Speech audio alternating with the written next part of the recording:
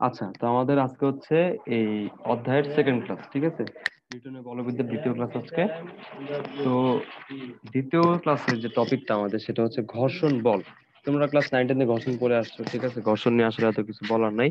তোমরা জানো যে গতির বিপরীতে যে বল কাজ করে সেটা হচ্ছে ঘর্ষণ বল, ঠিক আছে? তুমি যেদিক গতিশীল হবা বা একটা বস্তুকে যেদিক গতিশীল করবা, তার বিপরীত দিকে একটা বল কাজ করবে, যেটা গতিকে থামাইতে যাবে, এটা হচ্ছে ঘর্ষণ বল, ঠিক আছে?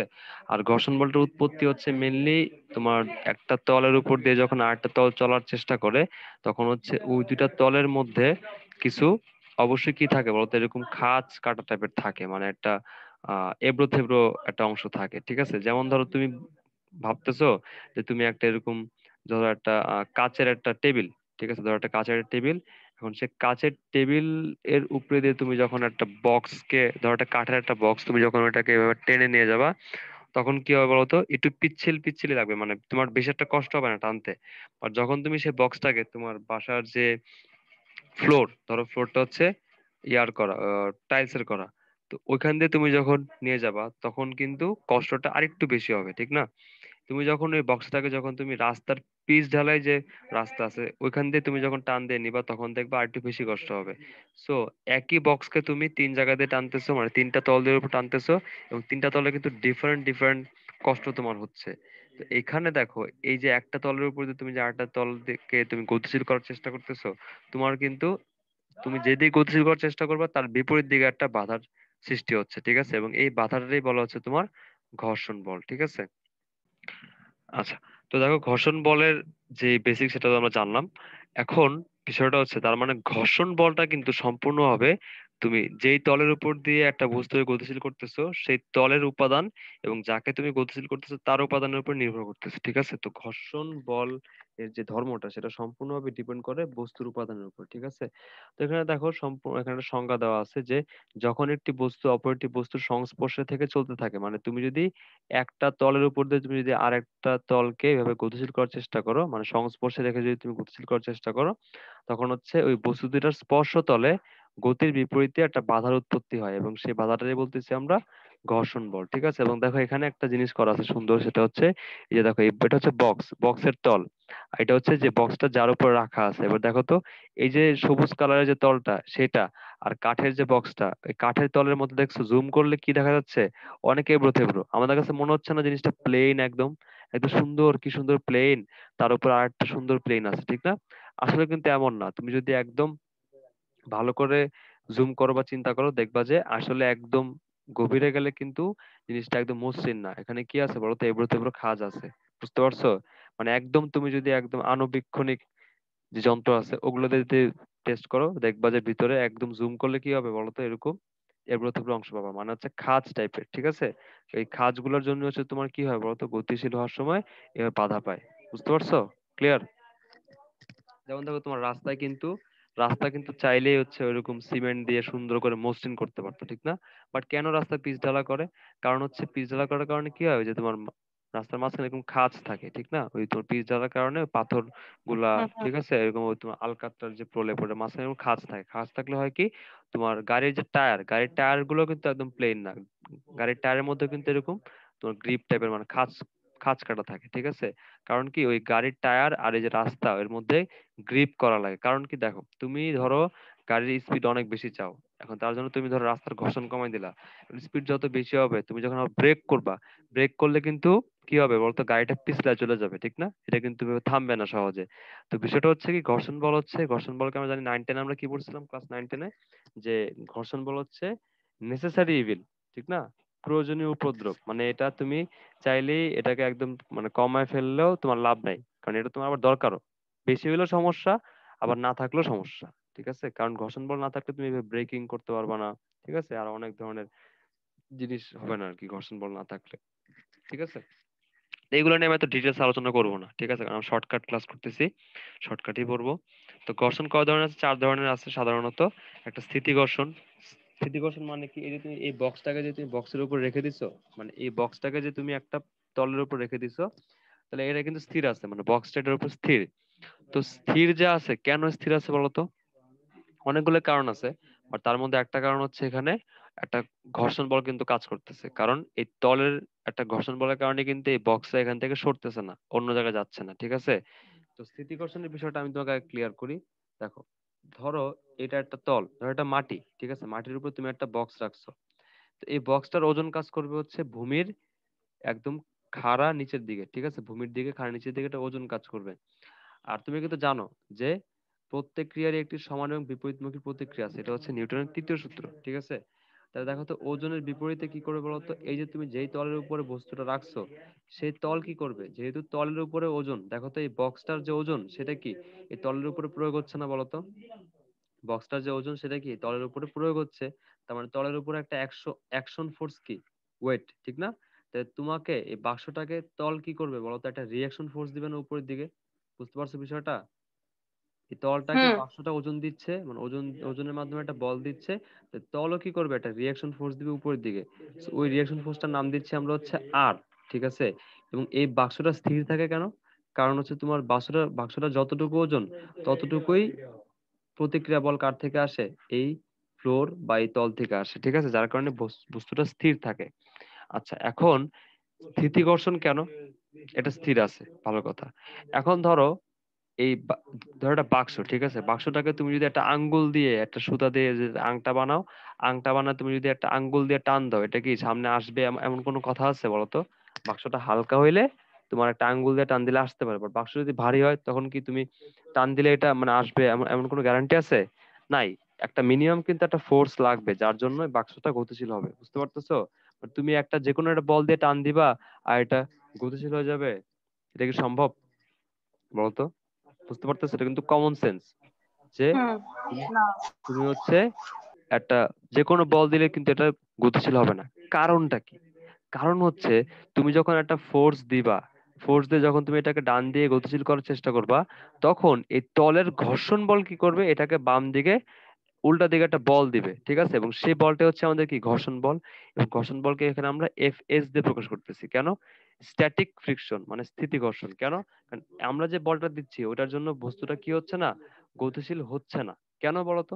কারণ আমাদের যে বলটা সেটা হচ্ছে এই বস্তুর উপরে যে ঘর্ষণ বল, সেই ঘর্ষণ বলের যে ছোট যতক্ষণ থাকবে ততক্ষণ কি হবে বলতো? ততক্ষণ এই বস্তুটা গতিশীল হবে না।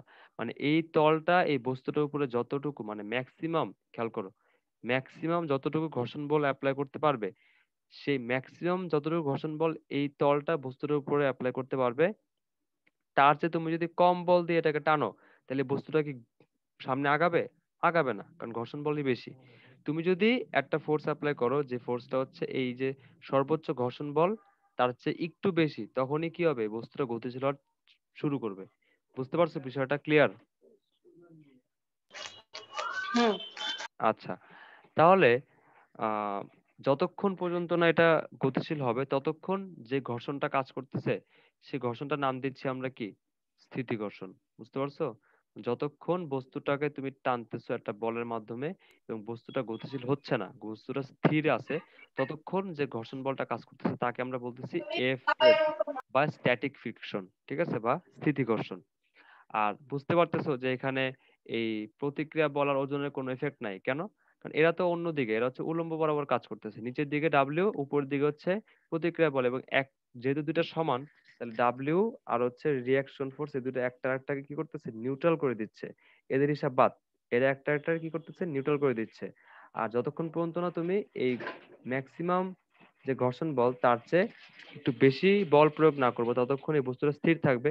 তাহলে ধরো এই যে তলের যে ঘর্ষণ বলে বস্তুটার উপরে, সেটা হচ্ছে ম্যাক্সিমাম, আমি ধরলাম হচ্ছে এফ এস ম্যাক্স নাম দিলাম। মানে এটা হচ্ছে এই বস্তুটার উপরে তলের ম্যাক্সিমাম ঘর্ষণ বল, মানে স্থিতি ঘর্ষণ, মানে এতটুকু ঘর্ষণ বল সে প্রয়োগ করবে এটাকে স্থির রাখার জন্য, ঠিক আছে?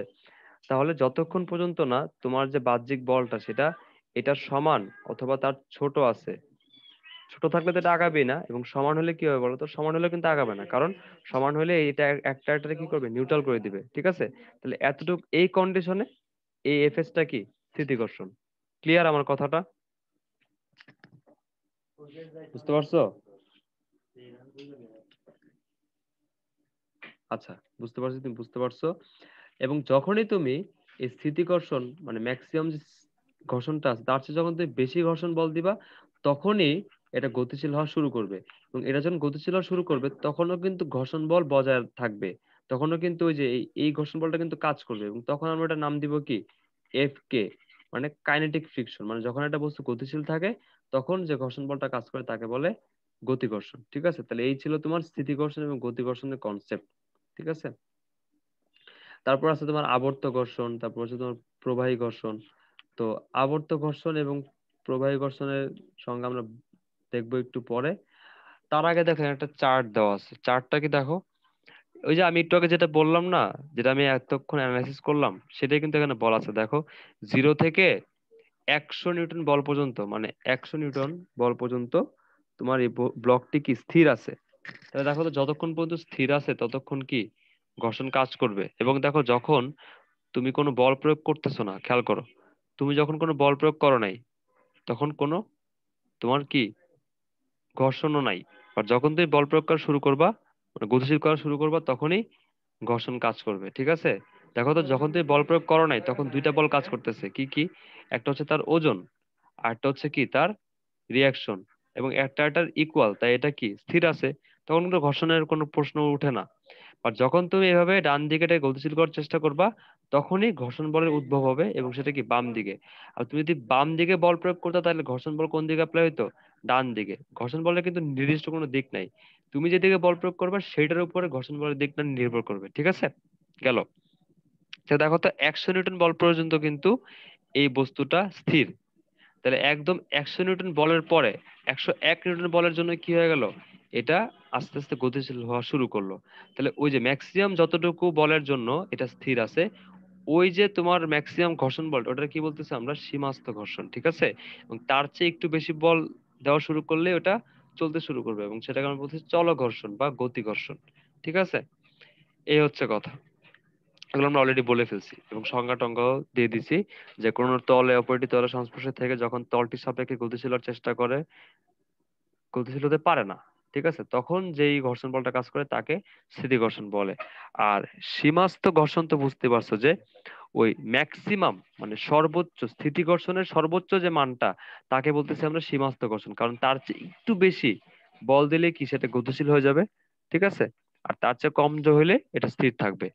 এবং সীমাস্থ ঘর্ষণটা হচ্ছে ওই যে একটু আগে যে বলছিলাম, এফএস ম্যাক্স, ওটাই হচ্ছে অ্যাকচুয়ালি আমার কি সীমাস্থ ঘর্ষণ। ঠিক আছে, এই হচ্ছে কথাবার্তা। এরপরে দেখো এখানে ঘর্ষণের সূত্রাবলী আছে। তো লিওনার্দো দা ভিঞ্চি, সবাই চিনো, অনেক ফেমাস একজন আর্টিস্ট এবং সায়েন্টিস্ট। ঠিক আছে, এবং মানে আর্কিটেক্টও। তো তিনি হচ্ছে এই ঘর্ষণের সূত্রাবলী তিনি সর্বপ্রথম আবিষ্কার করছেন। ঠিক আছে, তো এই স্থিতি ঘর্ষণ এবং গতি ঘর্ষণের মধ্যে তোমার কিছু পার্থক্য আছে। তো এই পার্থক্যগুলো আমরা এখন দেখবো। দেখো, 1 নম্বর বলছে যে সংস্পর্শযুক্ত দুটি তলের মধ্যে স্থিতিঘর্ষণ সর্বদা তাদের আপেক্ষিক গতির চেষ্টার বিরুদ্ধে ক্রিয়া করে। মানে আপেক্ষিক গতি মানে কি, ওই তলের সাপেক্ষে তুমি যখন বস্তুটাকে গতিশীল করার চেষ্টা করবা তখন ওইটা হবে কি বলতো, তলের সাপেক্ষে ওই বস্তুর আপেক্ষিক গতি, তাহলে ওইটার বিরুদ্ধে কি ক্রিয়া করবে। আর বলছে সংস্পর্শ দুটি তলের মধ্যে চলঘর্ষণ সর্বদা আপেক্ষিক মানে একই কথা, মানে একটা চলমান অবস্থা কাজ করে আর একটা হচ্ছে স্থির অবস্থা কাজ করে, এটাই হচ্ছে কথা। ঠিক আছে, এবার দেখো কি বলছে, সংস্পর্শ যুক্ত দুটি তলের মধ্যে সীমাস্থ ঘর্ষণ লম্ব প্রতিক্রিয়া সমানুপাতিক। এটা আমরা পড়বো পরে, সূত্রগুলো আমরা পরে পড়বো। ঠিক আছে, এগুলো নিয়ে এখন আমাদের কোনো কথা বলার দরকার নাই। আচ্ছা, এগুলো জাস্ট হাবি যাবি। এবার দেখো, লিওনার্দো দা ভিঞ্চি যে সূত্রগুলা আর কি আবিষ্কার করছেন সেগুলো আমরা এখন একটু দেখবো। ঠিক আছে, এগুলো খুবই ইম্পর্টেন্ট। মানে আমাদের সময় এটা সিলেবাসে ছিল না, বাট তোমাদের বইগুলোতে এখন এটা মানে দিছে আর কি। ঠিক আছে, আবার নতুন অ্যাড করছে। মানে বিষয়টা হচ্ছে, আমাদের সময়টা ছিল একটা রেভলিউশনারি টাইম আর কি, যে আগের একটা সিলেবাস ছিল আর কি, যেটা একদম 1900 একদম প্রথম থেকে মানে 19 শতকের দিকে যখন পড়ানো হইতো, ওই সিলেবাসটা আমাদের আগের বছর চেঞ্জ করা হয়েছে। তো আমাদের সময় আগের সিলেবাসে অনেক কিছু বাদ দিছে, বাদ দিয়ে হচ্ছে আমাদের জিনিস মানে কারিকুলামটা ছোট করছে। তারপর আবার আমাদের পর থেকে আবার আগের জিনিসগুলো আবার অ্যাড করা শুরু করছে। মানে আমরা হচ্ছে মাঝখানে একটা অবস্থা আর কি, বুঝছো। তো এই ঘর্ষণ গুণাঙ্ক এই এই জিনিসগুলো আসলে আমাদের সিলেবাসে ছিল না, বাট আগের সিলেবাসে ছিল। তো এখন আবার দেখতেছি যে তোমাদের সিলেবাস আবার ঢুকাই দিছে, সো তোমাদের পড়তে হবে। ঠিক আছে, তো এই ঘর্ষণের এই টপিকটা আসলে খুবই মজার, মানে আমার কাছে অনেক ভালো লাগতো। আমাদের সিলেবাসে ছিল না, বাট আমি আগের আগের সিলেবাসের জিনিসগুলো পড়তাম, কারণ বলা যায় না কখন কোনটা আসে, ঠিক আছে, সবগুলো পড়ে রাখতাম। তো এখানে আমরা ঘর্ষণ গুণাঙ্কের বা ঘর্ষণ গুণাঙ্ক তো এখনো শিখি নাই, মানে ঘর্ষণের বিভিন্ন সূত্রাবলী এবং ঘর্ষণের যা যা আছে সব শিখবো ভালো মতো, কোনো প্যারা নাই। আচ্ছা, তো আমরা এতক্ষণ যা শিখলাম সেটা হচ্ছে স্থিতি ঘর্ষণ, ঠিক আছে। গতি ঘর্ষণে কিন্তু আমরা এখনো আসি নাই। তো স্থিতি ঘর্ষণের কথা একটু খেয়াল করো। স্থিতি ঘর্ষণের ক্ষেত্রে আমরা জানি যে একটা বস্তু একটা তলের উপরে স্থির থাকে, ঠিক আছে। এখন এটা যখন স্থির আছে, স্থির থাকা অবস্থায় কিন্তু এটার ওজন কাজ করে কোন দিকে, নিচের দিকে, এবং তলের প্রতিক্রিয়া বল কাজ করে ঠিক খাড়া উপরের দিকেই। তাহলে আমরা জানি যে এই আর সমান সমান ডাব্লিউ, ঠিক আছে। এখন তুমি যদি এদিকে একটা বল প্রয়োগ করো, তখন বিপরীত দিকে একটা স্থিতি ঘর্ষণ বলের উদ্ভব হবে, ঠিক আছে। এবং খেয়াল করো, always F equals to F S, always. কারণ কি, তুমি যতটুকু বল দিবা ততটুকুই ঘর্ষণ বল এখানে উদ্ভব হবে। ভালো করে বুঝো। ধরো তুমি 10 নিউটন বল দিছো, এখানেও 10 নিউটন বল উদ্ভব হবে, ঠিক আছে। বাট ঘর্ষণ বলের কিন্তু একটা লিমিট আছে, যেটা আমি বলছিলাম মনে আছে, যে এফ এস ম্যাক্সিমাম। এটা কিন্তু একদম মানে বাড়তে থাকবে এমন না, একটা লিমিট আছে। ধরো এটার ম্যাক্সিমাম লিমিট হচ্ছে, যে তোমার এক্সাম্পলটা ছিল একটু আগে 100 নিউটন, ধরো এটার ম্যাক্সিমাম লিমিট হচ্ছে 100 নিউটন। তো তুমি যতক্ষণ পর্যন্ত 100 নিউটন, ধরো তুমি 90 নিউটন বল এখন প্রয়োগ করতেছো, ওইখানেও অটোমেটিকলি কি হবে, 90 নিউটন ঘর্ষণ বল উদ্ভব হবে। বাট তুমি যতক্ষণ 100 নিউটন বল দিবা, ওইখানেও কি 100 নিউটন বল উদ্ভব হবে। বাট তুমি যখন 101 নিউটন বল দিবা, তখন কিন্তু এটা আর বাড়তে পারবে না। এটার ম্যাক্সিমাম লিমিট হচ্ছে 100 নিউটন পর্যন্তই, ঠিক আছে। তো বুঝতে পারতেছো যে সীমাস্থ ঘর্ষণটা কি। তো এইখানে সূত্রের মধ্যে যে এফএস, ওই এফএসটা হচ্ছে অ্যাকচুয়ালি যেটা আমরা বলতেছিলাম এফএস ম্যাক্স, সেটা মানে একদম হাইয়েস্ট, সর্বোচ্চ যতটুকু ঘর্ষণ বল সে কি করতেছে, অ্যাপ্লাই করতেছে, ঠিক আছে। ওইটা হচ্ছে আমাদের এখানে এফএস। তাহলে আমরা এখানে যে ঘর্ষণ বলের কথা বলতেছি, সে ঘর্ষণ বলটা কিন্তু অ্যাকচুয়ালি ওই যে ম্যাক্সিমাম, মানে সীমাস্থ ঘর্ষণ, ঠিক আছে। আচ্ছা, এবার তুমি একটা জিনিস খেয়াল করো তো, একটা কমন সেন্স, মানে আগে মানে লিওনার্দো দা ভিঞ্চি তো এটা আবিষ্কার করছে, ঠিক না। এটা তো এমন না যে একটা এলিয়েন আসছে, একটা এলিয়েন এসে তারা বলে গেছে যে ভাই সূত্র এটা হবে, সে এটা শুনে কি সূত্র বানায় দিচ্ছে, এরকম তো না। সে কিছু চিন্তা করছে, ঠিক না। তোমরা চিন্তা করো, দেখো একটা বস্তু যত ভারী হবে, ওটাকে টানা কিন্তু তত কষ্ট, ওটাকে টানতে তত বেশি বল দেওয়া লাগে না বলতো। তাহলে একটা বস্তু যত বেশি ভারী, তার ঘর্ষণ, তার উপরে ঘর্ষণ বলটা কি তত বেশি হবে না বলতো। কমন সেন্স কি বলে, তাই তো বলে, নাকি? বুঝতে পারতেছো কি বলতেছি? হ্যাঁ, হ্যাঁ, হ্যাঁ। আচ্ছা, এই কনসেপ্ট থেকেই লিওনার্দো দা ভিঞ্চি বলছেন যে এই যে ম্যাক্সিমাম যে সীমাস্থ ঘর্ষণটা, সীমাস্থ ঘর্ষণটা হবে ওই তলের প্রতিক্রিয়া বলের সমানুপাতিক। বলতো প্রতিক্রিয়া বলটা অ্যাকচুয়ালি কার সমান? প্রতিক্রিয়া বলটা অ্যাকচুয়ালি ওজনের সমান। তাহলে ঘুরে ফিরে কিন্তু একই কথা, যে তুমি বলতে পারো যে ওজনের সমানুপাতিক। যত বেশি ওজন হবে, মানে ওজন যত বেশি হবে প্রতিক্রিয়া বল তত বেশি হবে, এবং প্রতিক্রিয়া বল যত বেশি হবে ঘর্ষণ বলটা তত বেশি হবে। এটাই তার সূত্র, ঠিক আছে, যে ওই সীমাস্থ ঘর্ষণ হচ্ছে ওই প্রতিক্রিয়া বলের তলের যে প্রতিক্রিয়া বল তার সমানুপাতিক, ঠিক আছে। এবং আমরা জানি যে সমানুপাতিক চিহ্ন উঠে তুমি যদি একটা সমান সমান চিহ্ন আনতে চাও, মানে প্রপোর্শনাল রিলেশন থেকে তুমি যদি ইকুয়েশন নিয়ে আসতে চাও, তোমার কি করতে হবে, একটা কনস্ট্যান্ট আনতে হবে। সো এখানে যে কনস্ট্যান্টটা ধরা হচ্ছে সেটা হচ্ছে মিউ, মিউ এস। মিউ তোমরা চিনো না? মিউ কিন্তু একটা ওই গ্রিক একটা ওয়ার্ড, ঠিক আছে। তো মিউ মেনলি আগে হ্যাঁ, তুমি ইউজ করছো হচ্ছে যে মাইক্রো একক, মাইক্রো একক যেমন হচ্ছে 1 মাইক্রো কুলম্ব, মানে মাইক্রো একক বোঝাতে মিউ ইউজ করা হয়। আচ্ছা, আর এখানে মিউ হচ্ছে কি, ঘর্ষণ গুণাঙ্ক। তো আমরা নতুন একটা টার্ম শিখলাম, সে টার্মটা কি, ঘর্ষণ গুণাঙ্ক। ঘর্ষণ গুণাঙ্ক কেন বলতেছে দেখো, মিউ এর সমান সমান কি বলা যায়, মিউ এর সমান সমান হচ্ছে এফ এস বাই হচ্ছে আর। তো দেখো তো, এফ এস এর মান মানে ঘর্ষণ বল যত বেশি হবে মিউ এস তত কি বেশি হবে। অথবা আমরা বলতে পারি যে ঘর্ষণ বল যত বেশি, সরি, মিউ এস যত বেশি ঘর্ষণ বল তত কি বেশি, ঠিক আছে।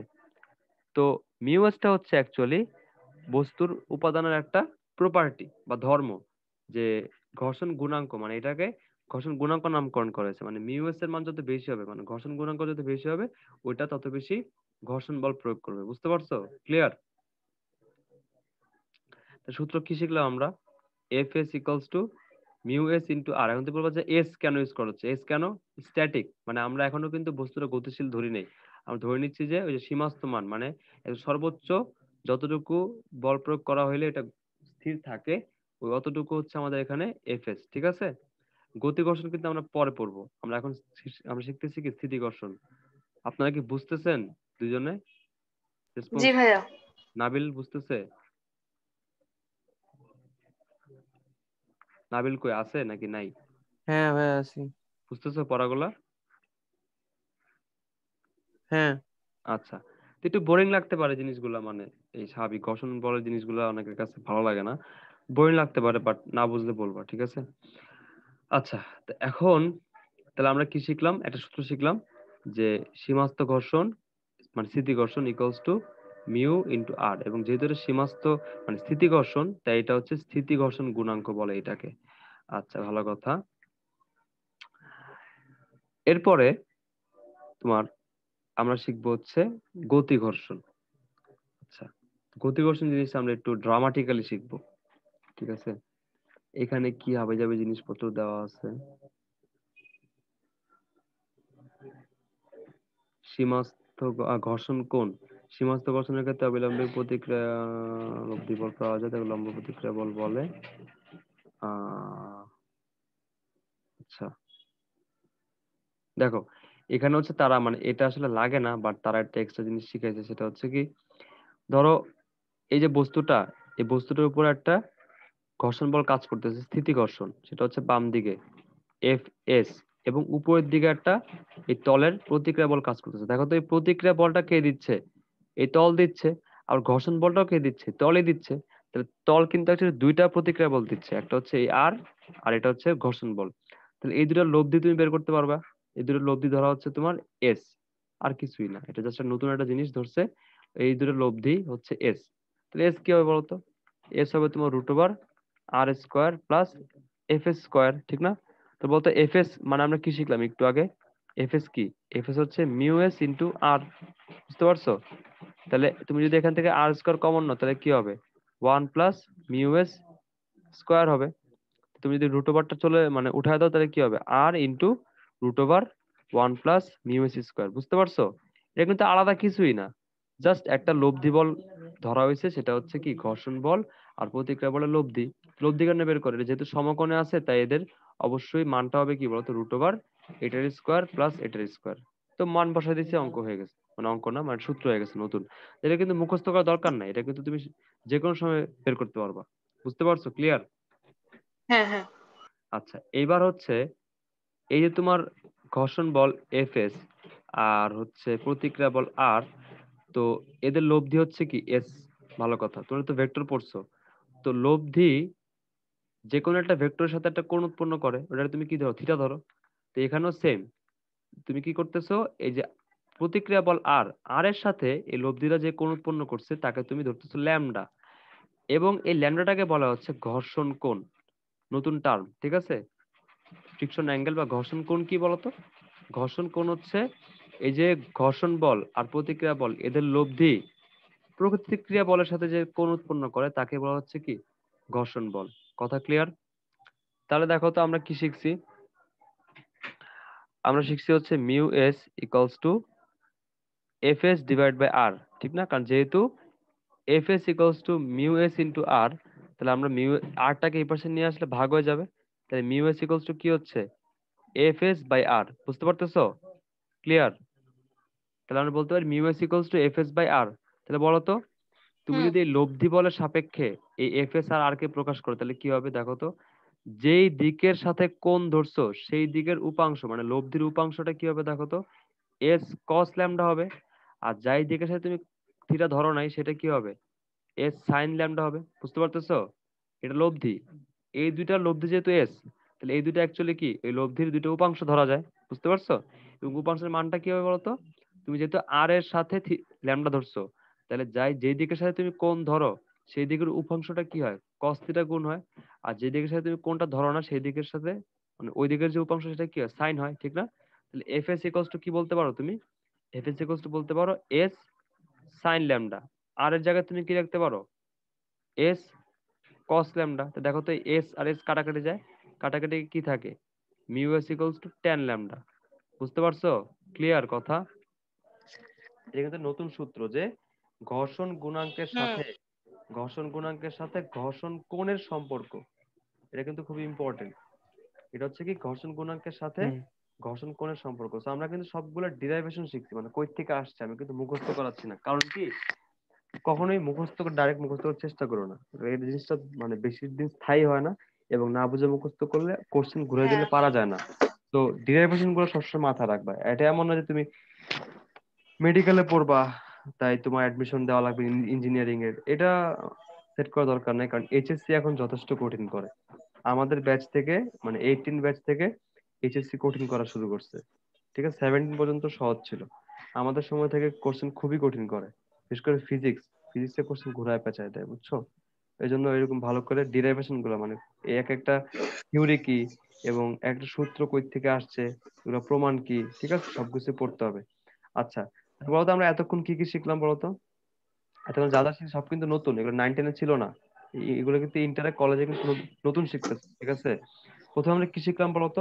প্রথমে শিখছি হচ্ছে স্থিতি ঘর্ষণ বল, যেটাকে আমি এফএস দিয়ে প্রকাশ করতেছি। আর এখানে এফএস টা কিন্তু হচ্ছে এফএস ম্যাক্স, মানে ম্যাক্সিমাম স্থিতি ঘর্ষণ গুণাঙ্ক। এবং এটা কিন্তু কি বলে, এটাকে বাংলায় বলে সীমাস্থ ঘর্ষণ গুণাঙ্ক। এটা কি বলে? সীমাস্থ ঘর্ষণ গুণাঙ্ক, ঠিক আছে? এবং লিওনার্দো দ্য ক্যাপ্রিওর, সরি আমি কি বলতেছি, লিওনার্দো দ্য ভিঞ্চি, ঠিক আছে, লিওনার্দো দ্য ভিঞ্চির সূত্র অনুযায়ী এই ঘর্ষণ স্থিতি ঘর্ষণ বল মানে সীমাস্থ ঘর্ষণ বলটা হচ্ছে ওই প্রতিক্রিয়া বলের সমানুপাতিক। আর প্রতিক্রিয়া বলতে কি বুঝছোই, ওজনের বিপরীতে যে প্রতিক্রিয়াটা সেটা। এবং আমরা সেটা সমানুপাতিক চিহ্ন উঠে সমান সমান চিহ্ন আনছি, এবং এটা কনস্ট্যান্ট নিয়ে আসছি, সেটা হচ্ছে মিউ এস। এবং সে কনস্ট্যান্টের নাম দিচ্ছি কি বলতো? স্থিতি ঘর্ষণ গুণাঙ্ক। এটার নাম হচ্ছে স্থিতি স্থিতি ঘর্ষণ গুণাঙ্ক, ঠিক আছে? তাহলে সূত্র কি শিখলাম? F S equals to mu S into R. তারপরে আমরা নতুন টার্ম শিখলাম একটা, সেটা হচ্ছে এস। এসটা কি বলতো? এস হচ্ছে অ্যাকচুয়ালি এই যে প্রতিক্রিয়া বল আর ঘর্ষণ বল, এই দুইটার লব্ধি গেল। এবং এই এস লব্ধি বলটা প্রতিক্রিয়া বলের সাথে যে কোণ উৎপন্ন করছে তাকে আমরা ল্যামডা দিয়ে প্রকাশ করলাম। এবং এই ল্যামডাটা হচ্ছে অ্যাকচুয়ালি নতুন একটা টার্ম, সেটা হচ্ছে ঘর্ষণ কোণ। তার মানে ঘর্ষণ কোণ কাকে বলবে? ঘর্ষণ কোণ বলবা যে সীমাস্থ ঘর্ষণ বল এবং প্রতিক্রিয়া বলের যে লব্ধি বল, সেই লব্ধি বলের সাথে এই প্রতিক্রিয়া বল যে কোণ উৎপন্ন করে তাকে ঘর্ষণ কোণ বলে, ঠিক আছে? সো ল্যামডা হচ্ছে অ্যাকচুয়ালি এই এস আর প্রতিক্রিয়া বল আর, এদের মধ্যবর্তী কোণ হচ্ছে ল্যামডা, ঠিক আছে? তারপর আমরা কিন্তু প্রমাণ করলাম যে ল্যামডার সাথে মিউ এস এর সম্পর্ক আছে একটা সরাসরি। সম্পর্কটা কি বলতো? সম্পর্কটা হচ্ছে mu S equals two tan lambda. তাহলে ঘর্ষণ কোণের সাথে তুমি যদি ট্যান অপারেট করো, তুমি ঘর্ষণ গুণাঙ্কের মান পাবা, ঠিক আছে? আর এখানে এফ এস এর মানটা যদি আমি মিউ এস আর বসাই দিই, তাহলে আমরা একটা সূত্র পাই নতুন, সেটা হচ্ছে কি R into root over 1 plus mu S square. একটা জিনিস খেয়াল করছো, যে সূত্রগুলো আমরা ডেভেলপ করতেছি এগুলো কিন্তু অ্যাকচুয়ালি ঘর্ষণ বলটাকে অ্যাভয়েড করার জন্য। কারণ দেখো, তুমি কিন্তু আসলে ঘর্ষণ বলের মানটা কখনো বের করতে পারবা না, তুমি ওই যে প্রতিক্রিয়া বল বের করতে পারবা। কেন? কারণ প্রতিক্রিয়া বল মানে কি বলতো? ওজন। তুমি ওজনের মাধ্যমে কি বের করতে পারবা? আর ঘর্ষণ গুণাঙ্ক যদি তোমার যদি জানা থাকে তাহলে তুমি ঘর্ষণ বল বের করতে পারো। বুঝতে পারতেছো? এটা কিন্তু ডিপ, জিনিসটা কিন্তু ডিপ। চিন্তা করো, তুমি ঘর্ষণ কোণ যদি সামহাও বের করতে পারো, ঘর্ষণ কোণের মাধ্যমে তুমি ঘর্ষণ গুণাঙ্ক বের করতে পারবা। এবং সেই ঘর্ষণ গুণাঙ্কটা ইউজ করে তুমি এখানে ঘর্ষণ বলটা বের করতে পারতেছো। বুঝতেছো? সূত্র কয়েকটা বের করলাম আমরা, যে ঘর্ষণ বল মানে সীমাস্থ ঘর্ষণ হচ্ছে কি ঘর্ষণ গুণাঙ্ক আর প্রতিক্রিয়া বলের গুণফল, এটা একটা সূত্র হইলো। তারপরে ঘর্ষণ মানে সীমাস্থ ঘর্ষণ আর প্রতিক্রিয়া বলে যে লব্ধি, লব্ধি হচ্ছে আমাদের S. So S equals to root over R square plus mu C square. এবং এই এস এবং প্রতিক্রিয়া বলের যে অন্তর্গত কোণ সেটাকে আমরা ঘর্ষণ কোণ বলে ডিফাইন করতেছি। এবং এই ঘর্ষণ কোণের সাথে সম্পর্ক হচ্ছে কি mu S equals two tan lambda. এবং এখানে, সরি এটা এফ এস হবে, সরি এটা হচ্ছে এফএস হবে, এফএস। এবং এখানে তুমি যদি এফএস এর মানটা যদি মিউ এস আর বসায় দাও তাহলে কি আসে? R into root over 1 plus mu S square আসে, ঠিক না? বুঝতে পারছো পুরো জিনিসটা? ক্লিয়ার দুইজন? তো আমরা হচ্ছে এই ঘর্ষণ বলের যে বেসিক টার্ম গুলা সেগুলো শিখলাম। তো এখন আমরা চলে যাবো অ্যাকচুয়ালি যেগুলো পরীক্ষায় আসে সেগুলো শিখবো, ঠিক আছে? স্থিতিকোণ বা নিশ্চল কোণ এই জিনিসটা আসলে খুবই খুবই ইন্টারেস্টিং, ঠিক আছে? তুমি একটু ইমাজিন করো, কারণ আমার এখানে ক্যামেরা খুব একটা ভালো না। তো যদি আমি ক্যামেরা দিয়ে দেখাই, ভিডিও কলে দেখাই, বোঝা যাবে না, ঝাপসা আসবে। তো এর চেয়ে ভালো তুমি একটু ইমাজিন করে নাও।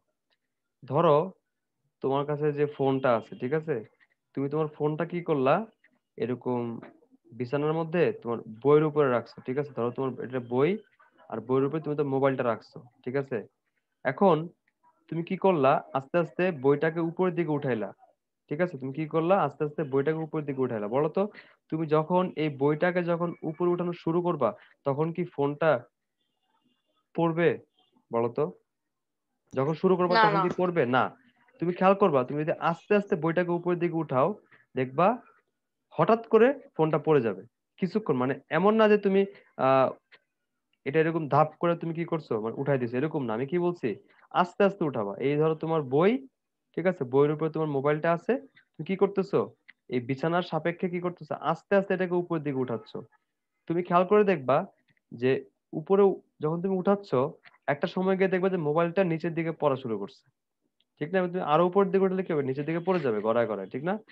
তাহলে এখানে একটা জিনিস আছে, সেটা হচ্ছে কি, তুমি বইটাকে এমন একটা অ্যাঙ্গেলে যখন নিয়ে গেছো, মানে একটা নির্দিষ্ট একটা কোণ আছে, বুঝছো? ধরো এটা কিন্তু এখানে ভূমিতে ছিল, মানে তো বিছানায় ছিল। বিছানা থেকে তুমি ধরো এই যে এত ডিগ্রি কোণে এটাকে উপরে উঠাই নিছো, ঠিক আছে? এবং এত ডিগ্রি কোণে এই যে এই থিটাটা যেটা বলতেছি, থিটা, এটা হচ্ছে এমন একটা কোণ, যেই কোণে নিয়ে গেলে তোমার এই যে ফোনটা আছে, সেই ফোনটা পড়া শুরু করে। খেয়াল করো আমি কি বলছি, যেই কোণে এই বইটাকে উস্কাইলে, মানে আমি একটু মানে খাঁটি বাংলায় বলতেছি আর কি, উস্কাইলে কি হয়, ফোনটা পড়া শুরু করে। বুঝছো আমি কি বলছি? পড়া শুরু করে, আমি কিন্তু বলি নাই যে পড়ে যাচ্ছে হ্যাঁ বা পড়ে হ্যাঁ গেছে। হ্যাঁ হ্যাঁ। মানে যেই কোণে মিনিমাম, যেই কোণে নিয়ে গেলে এই তোমার ফোনটা পড়া শুরু করবে জাস্ট, ওই কোণটাকে বলা হচ্ছে স্থিতিকোণ বা নিশ্চল কোণ। তো কোণটাকে বলা হয় কি, স্থিতিকোণ বা নিশ্চল কোণ। মানে কি, হ্যাঁ দেখো তো, এই কোণটার আগে, মানে এই কোণটার আগে তুমি এখানে নিয়ে আসার আগ পর্যন্ত কি মোবাইলটা স্থির ছিল? বাট এই কোণের পরে তুমি যদি আর 0.001 ডিগ্রিও উপরে উঠাও, মানে একটুখানিকে যদি তুমি উপরে উঠাও, তাহলে কি হবে, এই বস্তুটা বা তোমার মোবাইলটা নিচের দিকে পড়ে যাবে সরাসরি। তার মানে কি, এই অ্যাঙ্গেলটা হচ্ছে এমন একটা অ্যাঙ্গেল, যে অ্যাঙ্গেলের বেশি, আরেকটু বেশি নিলে কি হবে, এই বস্তুটা গতিশীল হয়ে যাবে। আর তার চেয়ে কম অবস্থায়, মানে এর চেয়ে কম যখন ছিল অ্যাঙ্গেল, তখন বস্তুটা কিন্তু নিচের দিকে পড়ে নাই। তাহলে এই অ্যাঙ্গেলটা কিন্তু স্পেশাল একটা অ্যাঙ্গেল, ঠিক না? যে অ্যাঙ্গেলে নিয়ে গেলে কি হবে, একটা বাংলা কথা বলি, মানে বইয়ের ভাষা, সেটা হচ্ছে উপক্রম। এটাকে বলা হচ্ছে আচ্ছা। উপক্রম। মানে যেই কোণে নিয়ে গেলে একটা বস্তু গতিশীল হওয়ার উপক্রম হয়, সেই কোণটাকে বলা হচ্ছে স্থিতিকোণ। উপক্রম মানে কি বলতো, এটা নিচে পড়ে নাই, মানে এখনো পড়া শুরু হয় নাই, বাট পড়া শুরু হবে, শুরু হবে, এখনই শুরু হবে। বুঝতে পারছো বিষয়টা? এটা একটু থিওরিটিক্যাল আর কি, থিওরিটিক্যাল, তোমার চিন্তা করতে হবে জিনিসটা। বুঝতে পারছো? মানে যেই কোণে নিয়ে গেলে কি হবে, এখনই পড়ে যাবে, ওইটারে বলে কি, স্থিতিকোণ বা নিশ্চল কোণ। বুঝতে পারছো? কথা ক্লিয়ার? বুঝতে হ্যাঁ পারছো? বুঝছি। আচ্ছা, ঠিক হুম। আছে, ঠিক আছে। এবার এইটা দিয়ে আসলে আমরা কিছু ফর্মুলা ডিরাইভ করব।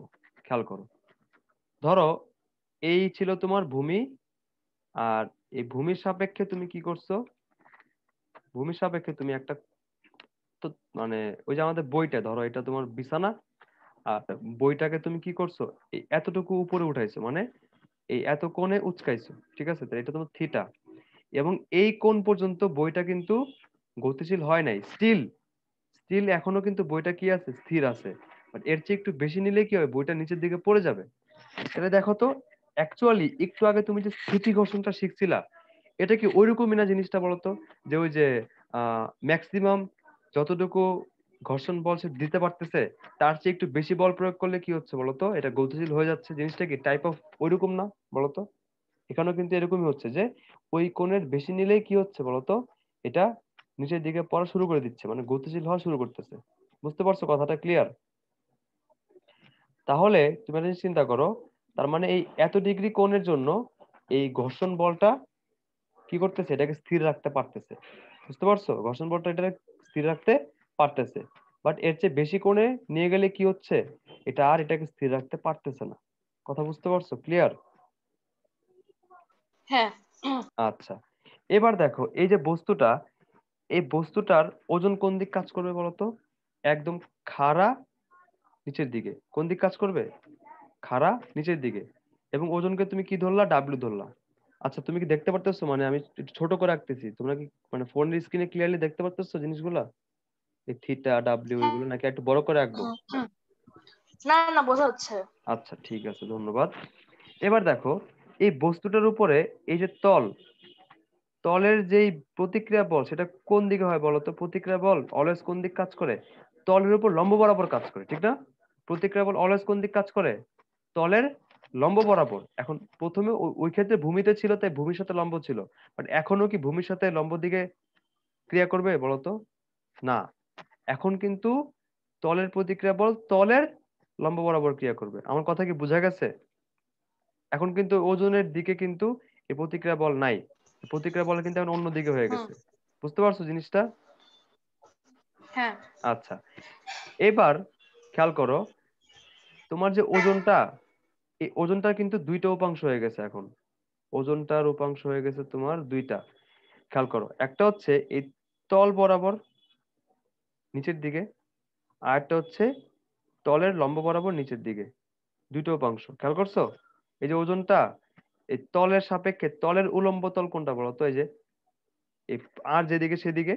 আর তলের আনুভূমিক কোনটা? এই যে এই বরাবর, ঠিক না? তাহলে এই ওজনটা কোন দিক কাজ করতেছে বলতো? আমার সাপেক্ষে, মানে ভূমির সাপেক্ষে খাড়া নিচের দিকে। তাহলে এই যে ওজন, এই ওজনের দুইটা উপাংশ আমরা চিন্তা করতে পারি না বলো? একটা কোন দিকে? তলের মানে তল বরাবর, মানে আনুভূমিক, তল বরাবর আনুভূমিক, আর একটা হচ্ছে তল বরাবর উলম্ব। বুঝতে পারছো? ক্লিয়ার? এতটুকু ক্লিয়ার? হ্যাঁ। হ্যাঁ। হ্যাঁ। আচ্ছা, এবার খেয়াল করো, হ্যাঁ ক্লিয়ার ভাই। এখানে আমরা একটা ত্রিভুজ অঙ্কন করব। তাহলে আমি একটু সোজা করে আঁকি। এই হচ্ছে আমার ওজন, এই এটা হচ্ছে আমাদের ডাব্লিউ, আর এটা হচ্ছে আমাদের থিটা। এইটা হইতেছে একটা উপাংশ, এটা হইতেছে আরেকটা উপাংশ। আচ্ছা, এবার ভালো করে খেয়াল করবা, এই কোণটা আমার লাগবে, কারণ উপাংশের জন্য আমাদের একটা কোণ লাগবে না? এটা আমাদের একটা কোণ। আচ্ছা খেয়াল করো তো, এই কোণটা কত ডিগ্রি? 90 ডিগ্রি, ঠিক আছে? এবং এটা তো আমাদের তল ছিল, ঠিক না? আর তল বরাবর খাড়া নিচের দিকে হচ্ছে তুমি একটা উপাংশ ধরছো। তাহলে বলো তো এই পুরা অ্যাঙ্গেলটা কত? অবশ্যই যেহেতু এটা তলের সাথে লম্ব, তাহলে এই পুরো অ্যাঙ্গেলটা কত ডিগ্রি? 90 ডিগ্রি, ঠিক না? ভালো করে বুঝো। তাইলে হ্যাঁ। আমরা এই মাঝখানের যে কোণটা, এটা আমি ধরলাম এক্স। কি ধরলাম? এক্স ধরলাম, ঠিক আছে? এই যদি আমি এক্স ধরি, তাহলে দেখো তো এইটা আর এইটার যোগফল কত? 90 ডিগ্রি। তাহলে আমরা বলতে পারি যে x plus 90 degree, sorry, x plus theta equals two কত ডিগ্রি? 90 ডিগ্রি, ঠিক না? X plus theta equals two কত ডিগ্রি? 90 ডিগ্রি। কারণ দেখো তিন কোণের সমষ্টি কত? 180। এটা একাই 90, তাহলে বাকি দুজনের যোগফল কত হবে? 90। বুঝতে পারছো? ক্লিয়ার?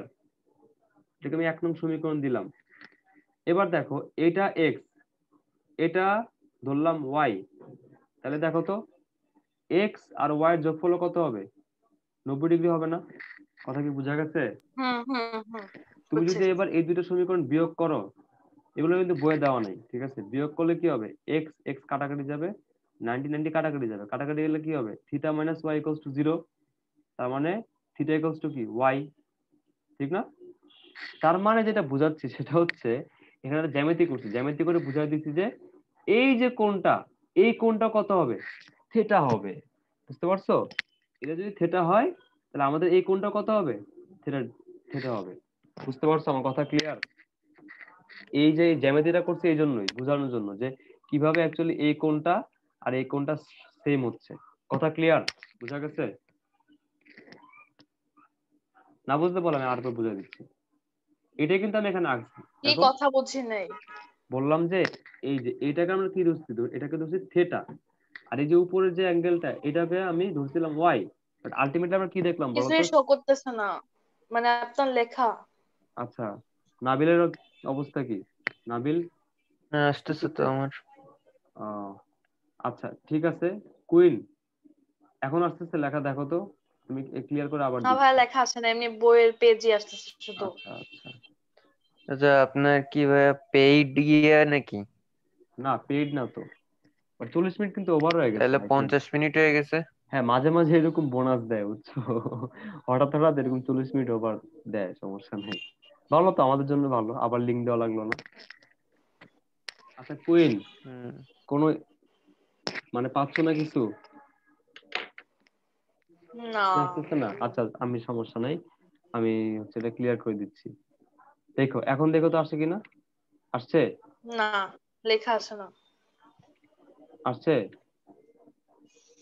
আসে না? না আচ্ছা আচ্ছা, কিছু করার নাই।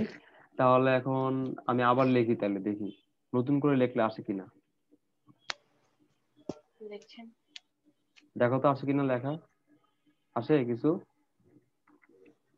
আসতেছে লেখা? না ভাই, আচ্ছা লেখেন ভাই, করেন, আমি তাহলে ইয়ে দিই ইউটিউব মানে ভিডিও দেখে নেবানি। আচ্ছা ঠিক আছে, প্যারা নাই।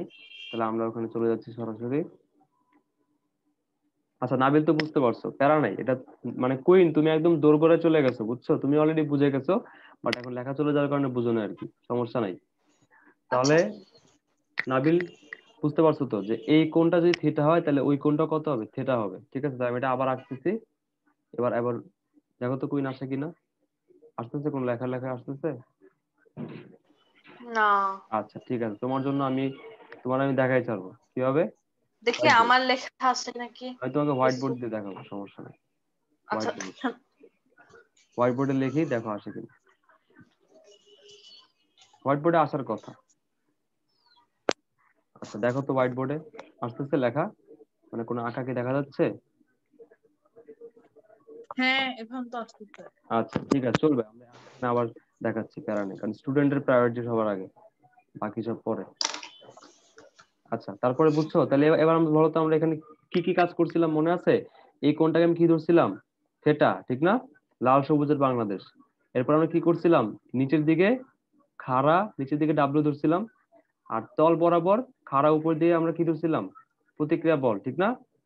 এরপরে এই যে ওজন, তার দুইটা উপাংশ আমরা ইমাজিন করছিলাম, একটা উপাংশ হচ্ছে তল বরাবর নিচের দিকে, আর একটা উপাংশ হচ্ছে তল বরাবর লম্ব বরাবর নিচের দিকে, বুঝতে পারছো? আর যেহেতু ডাব্লিউটা এইদিকে, তাহলে উপাংশগুলো এইদিকেই হবে, ঠিক আছে? এতটুকু ক্লিয়ার তোমাদের, বুঝতে পারছো? হ্যাঁ বুঝলে না এতটুকু? আচ্ছা এবার দেখো, আমি একটু আগে যে জ্যামিতিক প্রমাণটা করলাম, সেই প্রমাণে দেখছি যে এটা যদি থেটা হয়, এটাও কি হবে, থেটা হবে, বুঝতে পারছো? এটা যদি থেটা হয় তাহলে এটাও কত হবে, থেটা হবে, ক্লিয়ার? সেটা হবে। আচ্ছা তাহলে দেখো তো, যার সাথে দেখো তো এই দিকের সাথে কি থেটা, তাহলে এই দিকের উপাংশ কত হবে, ডাব্লিউ কস থিটা, আর ওই দিকের উপাংশ কত হবে, ডাব্লিউ সাইন থিটা। বুঝা গেছে? ক্লিয়ার? ওই হ্যাঁ স্থিতিকর্ষণের বেলায় যেরকম আমরা কি করছিলাম, একটা এক্সটার্নাল ফোর্স অ্যাপ্লাই করছিলাম ডান দিকে, আর বাম দিকে ছিল তোমার স্থিতিকর্ষণ, আর উপরে ছিল প্রতিক্রিয়া বল, নিচে ছিল ওজন। এটা কিন্তু ওইরকমই, খালি এখানে আমরা এক্সটার্নাল ফোর্স অ্যাপ্লাই করতেছি না, ওজনের যে উপাংশটা সেটাই কিন্তু এটাকে গতিশীল করবে। কোন দিকে গতিশীল করার চেষ্টা করবে, নিচের দিকে, ঠিক না? ওজনের উপাংশটা হুম এটাকে চাবে কি নিচের দিকে গতিশীল করতে। তাহলে বলতো ঘর্ষণের কাজ কি, ঘর্ষণের কাজ হচ্ছে ওইটার বিপরীতে বল দেওয়া। তাহলে ঘর্ষণটা কি চাবে বলতো, ঘর্ষণটা চাবে হচ্ছে এই বিপরীত দিকে কি করতে, এটাকে আটকে রাখতে, ঠিক না? তাহলে ঘর্ষণ বল কোন দিক কাজ করবে, খাড়া এইভাবে তল বরাবর উপরের দিকে। তাহলে ডাব্লিউ সাইন থিটার বিপরীত দিকে কাজ করবে এফএস। কথা কি ক্লিয়ার, বোঝা গেছে? তাহলে দেখো তো, এই যে এই প্রতিক্রিয়া বল আর এই ডাব্লিউ কস থিটা, এরা কি পরস্পর সমান হবে না বলতো? কারণ এই বস্তুটা কিন্তু উপরের দিকেও যায় না ও নিচের দিকেও যায় না, তার মানে কি আমরা বলতে পারি যে প্রতিক্রিয়া বল আর সমান সমান কি ডাব্লিউ কস থিটা, বলা যায় কিনা বলো? হ্যাঁ ক্লিয়ার? আচ্ছা এবং আমরা কি বলছি, থিটাটা কিন্তু এমন একটা কোণ যেখানে গতিশীল হয় নাই, বাট হবে, এটার পরেই হবে। তার মানে কি ওইটা এই এফএসটা কি বলতো, সীমাস্থ মান না? এফএসটা কি বলতো, সীমাস্থ ঘর্ষণ, মানে ম্যাক্সিমাম যেটা আর কি, সীমাস্থ। ক্লিয়ার? তাহলে আমরা কি বলতে পারবো বলতো, যেহেতু এটা গতিশীল হয় নাই, তার মানে এখন পর্যন্ত এই এফএসটা কার সমান আছে, ডাব্লিউ সাইন থিটার সমান আছে। কথা কি বোঝা গেছে? ক্লিয়ার? আর একটু পরে যখন হুম থিটাটা আরেকটু বেশি হয়ে যাবে, তখন এফএস এর চেয়ে ডাব্লিউ সাইন থিটা বড় হয়ে যাবে, ওটা পরের কথা। ক্লিয়ার? তাহলে এখন যদি তুমি এই 2 নম্বর সমীকরণকে 1 নম্বর সমীকরণ দিয়ে ভাগ দাও, তাহলে কি হবে, এফএস বাই আর হবে। আর ডান পাশে কি হবে, W sine theta divide by W cos থিটাতে ডাব্লিউ ডাব্লিউ কি কাটাকাটি গেল, কাটাকাটি গিয়ে কি থাকলো, ট্যান থিটা থাকলো। এবং দেখো তো এফ এস বাই আর আসলে কিসের মান, মিউ এস এর মান না বলো তো? এফ এস বাই আর আসলে কিসের মান, মিউ এস এর মান। এবং একটু আগে আমরা যে ঘর্ষণ কোণের কথা বলছি ওইটাও কি সেম ছিল না? তার মানে অ্যাকচুয়ালি ঘর্ষণ কোণ আর এই স্থিতি কোণের মধ্যে কোনো ডিফারেন্স আছে বলো তো? নাই, এটা একই জিনিস। বুঝছো? ঘর্ষণ কোণ যা তোমার মানে ঘর্ষণ কোণ যা স্থিতি কোণও তা। ক্লিয়ার? বুঝা গেছে? আলটিমেটলি তুমি একটা সূত্র শিখছো, সূত্র এটা কি, mu S equals two tan theta অথবা ট্যান ল্যামডা যাই বলো না কেন, সমস্যা নাই। সেখানে থিটা হচ্ছে কি ঘর্ষণ কোণ অথবা স্থিতি কোণ, আর মিউ এস হচ্ছে কি বলতো, ঘর্ষণ গুণাঙ্ক। কথা ক্লিয়ার? বুঝা গেছে? হ্যাঁ হ্যাঁ হ্যাঁ। আচ্ছা, তাহলে এবার আমি এটা একটু অ্যাডভান্স লেভেলে নিয়ে যাব। কিভাবে খেয়াল করো, আমরা যদি এবার চিন্তা করি যে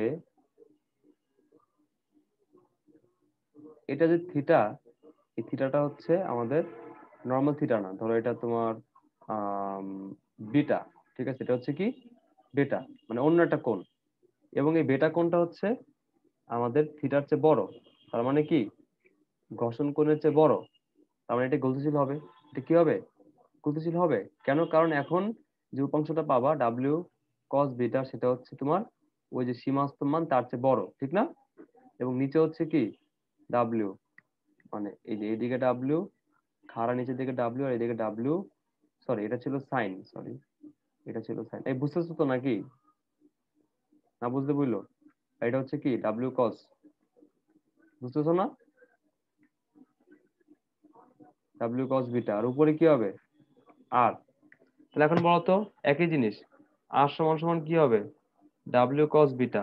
বাট এখন যেহেতু তোমার এটা থিটার চেয়ে বড়, তার মানে এখন একটা লব্ধি বল কাজ করবে। তাহলে আমরা ধরে নিচ্ছি লব্ধি ত্বরণটা ধরে নিচের দিকে, এ ত্বরণে তোমার নিচের দিকে পড়বে। তাহলে লব্ধি ধরো এই বস্তুটার ভর হচ্ছে এম কেজি, তাহলে আমরা জানি সূত্র কি, summation of F equals to M A.